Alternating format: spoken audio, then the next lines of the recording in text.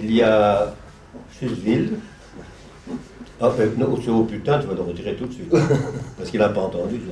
Et puis, il y a les gens Légenais, que je n'avais pas revu depuis tant d'années. Oui. Et ça te fait rire, ça. Ah, ben, je répète tout pour qu'il... C'est bien deux vrais guignols, ces deux-là. Ils font un petit document pour les journalistes internationaux pour qu'ils disent ce que la mairie ne vous dira pas, quoi. Oui. Pour le G7. Exact. Cette vidéo, ce Dazibao, s'adresse en premier lieu aux journalistes qui vont couvrir les réunions du G7 à Lyon les 25 et 26 juin 1996.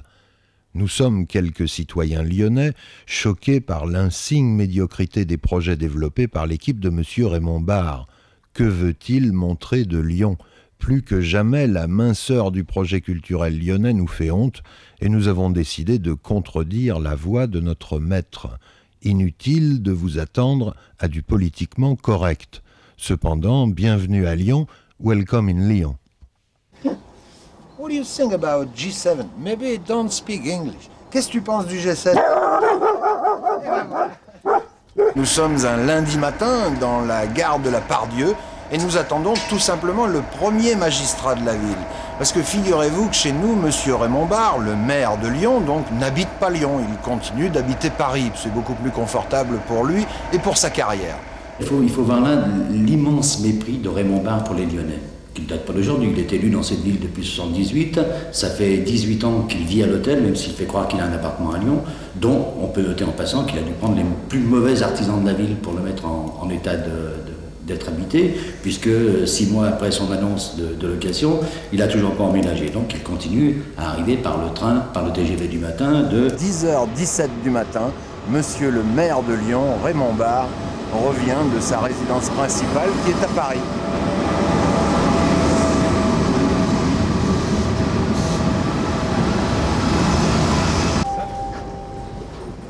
Lyon-Pardieu, ici Lyon-Pardieu.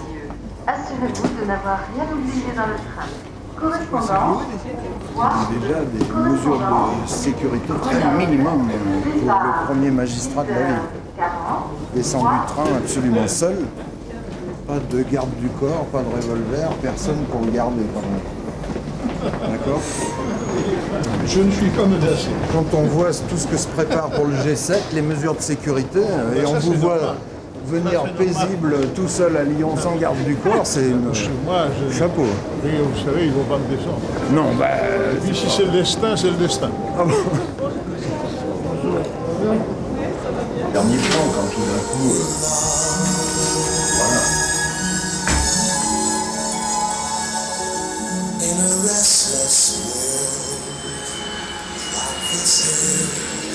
Raymond Barre, Paris.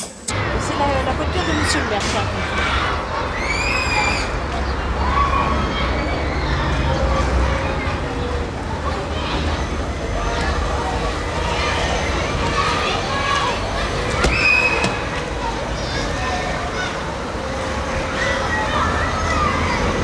Voilà, comme ça. Photo officielle qui, merci, je pense... c'est rare le photographe qui soit pris.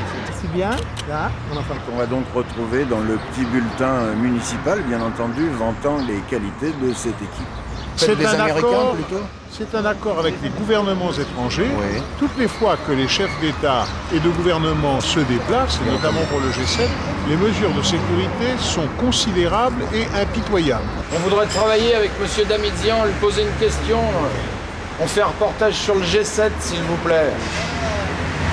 Vous voulez quitter un peu le magasin, là, un petit peu? Donc pour le G7, nous faisons rentrer des vêtements de très bonne qualité pour ces messieurs de la CIA, du FBI. Oui. Ça va être eux, nos principaux clients, tu penses? Ah bah bien sûr. Bah attends, ils sont déjà passés, tu sais. Regarde, alors ça c'est pas... Quand ils suivent quelqu'un, tu vois, et puis tac, ils sentent qu'ils sont reconnus, hop, ils retournent leur veste, le maillot, leur veste, c'était eux. Et tac, hop, et le mec dit, ah, c'est pas possible, il avait un maillot jaune, maintenant il est Bordeaux, ça peut pas être un mec de la CIA.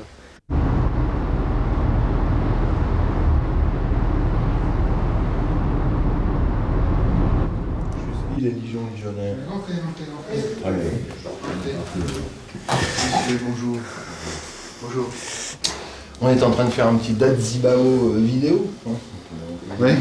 Hein, donc je répète le titre, grosso modo ça devrait être tout ce que vous avez toujours voulu savoir sur Lyon mais que la mairie ne vous dira pas. La question qui se pose, c'est que pendant une semaine, on va être emmerdé dans notre vie de tous les jours. Oui. C'est ça? Oui, par exemple. On va pas pouvoir circuler, il va y avoir de la police de partout, on va être contrôlé, on va pas pouvoir aller casser la croûte à Saint-Jean, on va pas pouvoir... Le parc de la Tête d'Or va être un peu bloqué. Oui, tout va être fermé. Bon, Lyon, non, enfin les Lyonnais, je pense pas qu'ils en tirent grand-chose, effectivement. Est-ce qu'en voulant organiser le G7 à Lyon, les Lyonnais ont voulu modifier l'image de Lyon? L'image de capitale, saucisson, graton, bon restaurant. Je vois pas, je sais pas. C'est peut-être regrettable que le Parti Socialiste ne dise pas ce qu'il a envie de dire sur ce sommet. Moi j'aimerais, mon militant socialiste, voilà. J'aimerais bien connaître ce que mes instances, enfin les instances locales, la fédération, pensent de ce sommet. Oui. Jusqu'à maintenant, on n'a pas bien eu de réaction sur ce sommet. Ni commentaire, ni prise de position. Ah, non. Moi non plus. Hein, j'ai rien vu. Bon, ben on n'a pas grand-chose alors. Non. Qu'est-ce que tu veux, André?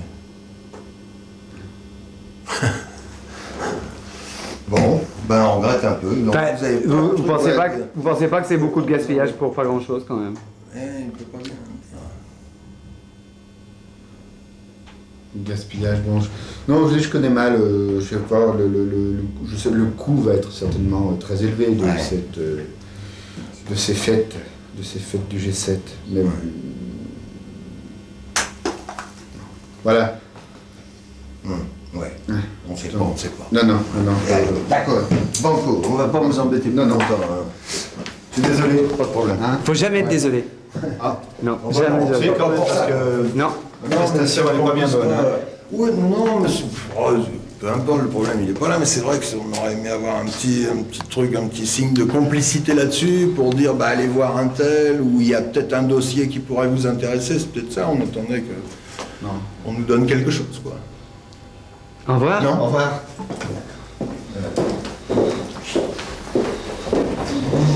Qu'est-ce que vous pensez du G7?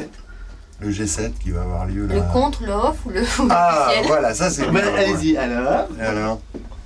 Je n'en pense à rien. Encore une responsable politique qui ne veut pas. Oh non, ah bon, merci beaucoup. Non, une demi-journée. Les hommes politiques sont là qu'une demi-journée, je crois. Oui, ah oui, voilà, c'est ça. C'est vrai en plus. Bonne journée à vous.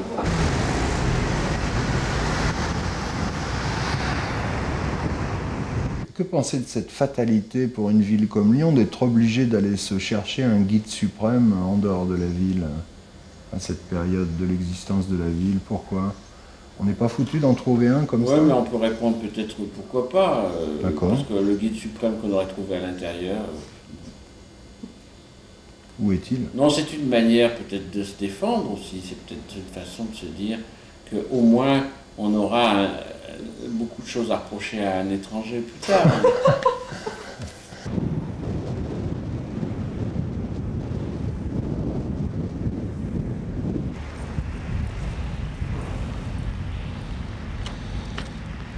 Et alors là-bas, un petit peu plus loin, est en train de disparaître l'un des vestiges lyonnais, le fameux Palais des Congrès. Quand on était petit, c'était là qu'on allait voir le film Ben-Hur sur écran en Todao.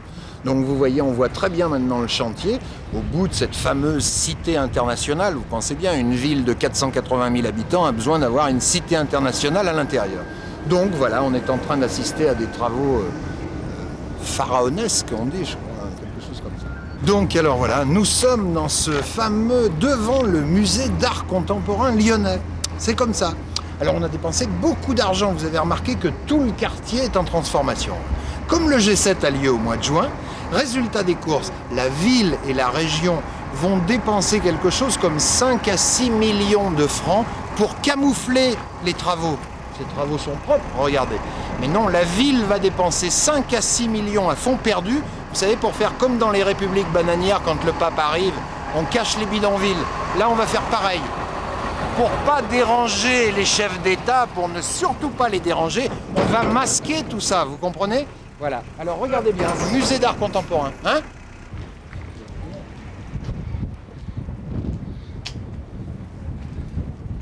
Tout ce qui se fait sur Lyon, on est toujours plus ou moins mis devant le fait accompli, c'est le fait du prince. Alors quel que soit le prince, là en ce moment on a changé de prince, on est passé de Noir à Raymond Barre. Et on a le même fonctionnement, à savoir qu'on est mis devant le fait accompli, puis qu'il y a les édiles culturels qui drivent ça à leur manière, d'une façon très, je dirais très prétentieuse, très autoritaire, très antidémocratique au demeurant.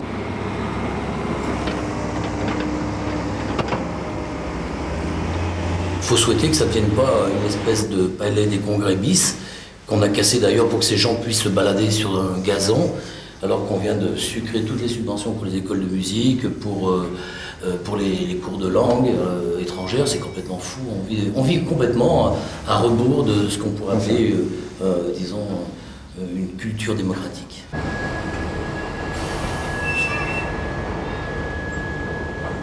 Ouais. Qu'est-ce que vous pensez de l'organisation du G7 à Lyon? Je suis très mécontente parce que je devrais voir cette exposition Colin Thibault et elle est annulée. Enfin, et on vous a pas prévenu? Et c'était pas prêt. Ouais. Bah, voilà. Et en plus, je crois que jeudi, il y avait une visite organisée, guidée par Colin Thibault. Voilà. Et voilà. Et bah voilà, c'est sympa, c'est le G7. Vive le G7. Super. Bonne journée. Merci.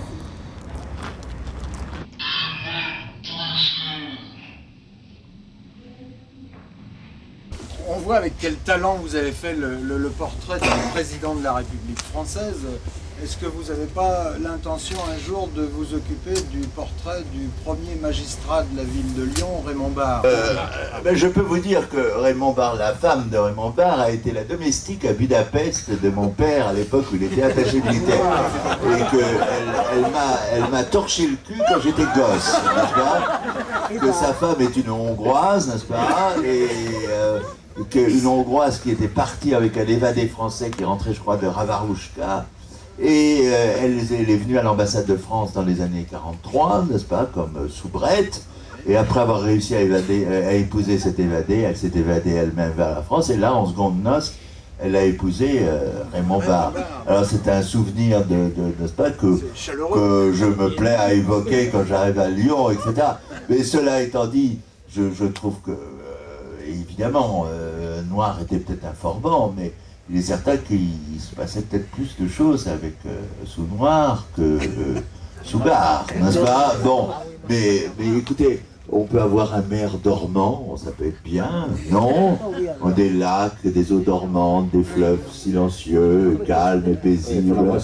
Et bon, je ne sais pas exactement ce qu'il en est, n'ayant jamais fait personnellement de campagne électorale à Lyon, n'est-ce pas? Donc je ne peux pas savoir. Mais je sais que le visage et la personnalité de Barre a quelque chose de rassurant, mais aussi de profondément ennuyeux. Pour la télévision? Bien sûr, oui. Quel pays tu viens? Roumanie. Raymond Barre, il fait quoi? Il fait de la politique pour les concierges. Et la politique pour les concierges, c'est les pièces de monnaie, les pièces jaunes qu'il y a dans le porte-monnaie. Et c'est celle-là dont il est question dans les économies. Alors, on prend sur les petites choses qui ne coûteraient rien. La suppression des cours de langue dans les écoles primaires à Lyon, c'est un pet de lapin par rapport au budget. C'est quelques millions de francs. Avec l'argent qu'on dépense pour le G7 à Lyon, les 13 millions de francs, on pourrait couvrir cette prestation indispensable pour au moins 5 années. C'est de la ladrerie, des économies de bout de chandelle, mais en même temps, quand on économise les bouts de chandelle, on fait sérieux et bon gestionnaire pour les concierges, et en même temps, comme ça, si on fait de la débauche financière par ailleurs, on peut toujours se planquer derrière un certain nombre de faits évidents, ceux qu'on voit passer dans les informations, dans les journaux. Mais c'est qu'il a supprimé aussi quantité de choses dans les écoles, quoi. Ah bon, il n'y a pas que l'anglais? Il n'y a pas que l'anglais, il y a aussi les enseignements dits, toute l'aide qu'une municipalité apporte aux enseignements d'éveil, quoi, qui nécessitent d'acheter un certain nombre d'accessoires, des trucs comme ça a été enlevé. Pour le sport également, quoi, hein, pour la culture. Quoi.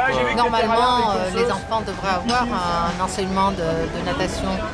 à partir d'un certain âge, je ne sais plus quelle classe c'est exactement. En gros, Jacounet, tu as fait ton marché. Les piscines sont suffisamment de créneaux libres, etc. Donc il y a beaucoup d'enfants qui